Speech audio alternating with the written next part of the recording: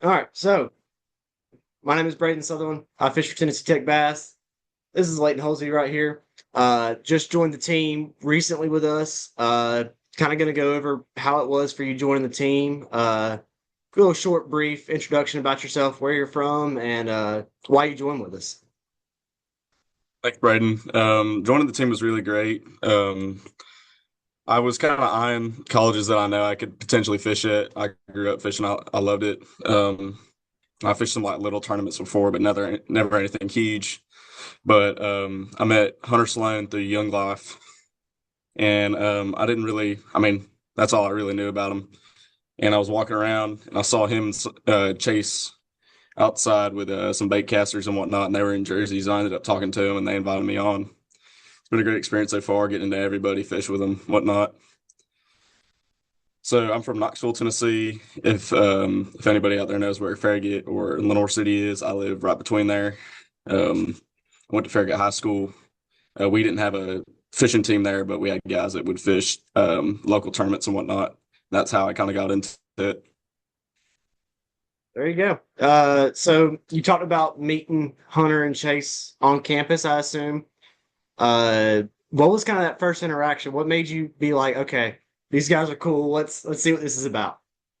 Um, the topic first came up was because well, I thought they're like because I had a bunch of bait casters out, and I just asked them like, "Oh, it's like, are y'all like a club team or whatnot?" And I ended up having a short conversation with them about one of the setups they were rocking, and they kind of gave me some general info, showed me some pictures of stuff on Instagram where they'd been, things they had done, and it was just a really great experience. I knew Chase previously. Me and Chase had gone fishing before through a mutual friend. We had a guy introduce us, and we waded 2 miles of a river to catch smallmouth that were that big. And so that's how I met Chase, and he's an RA below me in the floor below me. So that's how I got to meet that guy. There you go. That's kind of that's Tennessee special kind of thing right there. Waiting the calf killer, or candy fork, and catching some small fish, just kind of having a good time. Yeah, that was over at Bonnaroo, if you know where that is. There you go. Yeah. Yeah. Uh, Another question I got for you.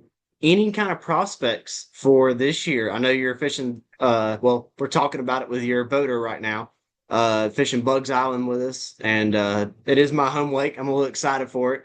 Got a little bit of that home info advantage. But anything else you're excited for, or just kind of just rooting for this year? This year, mainly being a freshman, trying to grow as an angler, learn new things, per perfect, polish off my technique and whatnot, learn from the guys around me. Um, I'm hoping this summer I can either get my hands on a boat or find a partner next year who's really committed, like I am, to go into every tournament and doing well, and just building relationships with people. I think is my big goal. Absolutely, man. That's what it's about. It's having a club team versus a kind of paid team. I feel like brings people together a little closer. We're both kind of struggling through that college, getting those GPAs up, and then having enough money to go out there and actually fish these tournaments. It's not like everybody thinks you can just go to the gas station. Tennessee Tech gives you a card, you can go and swipe it, buy as much gas and drinks as you want, man. It's a little tough out here for these self-paid teams. Uh, I got probably about three more things for you. Next one I'm gonna give you is if you had to fish one lure rest of your life, one lure, what would it be? That's a hard one, man. It Paddle is tail swim bait. really, really strong to swim bait.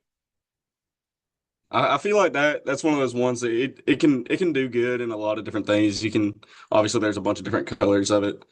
And I mean, even when they're not eating bait fish, they eat bluegill, where they'll eat other things. And like, there's a lot you can do with it. You can throw it on a jig, or a jig head. You can use it as a trailer, maybe even behind like a bigger spinner bait or something like that. There's a lot you can There do you with go. it. That's why I like it. Of course, one lure won't do you much good for a season, but Yeah, um, absolutely. It's a tough question. It gets a lot of people, but it kind of shows you how they attack a situation, that kind of thing. But we're a small team. Don't have many boats, but what do you think are some of the advantages of having that kind of smaller team and kind of almost close friendship? Definitely getting to know guys, relationships, whatnot, but also like with travel, just having good times. It's not like you go and it's like ultra professional. Um, I know there's a lot of goofing around when we get to places, get to lakes, a little bit of shenanigans before and after, and really just having a good time together. Like it's not like you're partner or somebody assigned to you. It's somebody that you know. It's like a friend, and you get to learn and grow together. I like that aspect of it. Everybody that I've Absolutely. fished with has been great. Yeah, there you go. And then I got one more thing for you, man. I'm a very faith-based person. I root everything I do in faith, or at least try to. I know it's a struggle back and forth every now and then. But how do you relate your faith and your relationship with God to fishing in everyday life? One of those things. I don't know. This is something I've been doing a lot lately. Is trying to do things with intention. It's so There you easy go. to get into like a routine of things, whether that's not praying or not practicing or not fishing, right? Or it's like where you pray and you're not doing it with intention is Yeah, a big thing I'm trying to work on. I'm trying to go to church with like a mentality of going there to learn.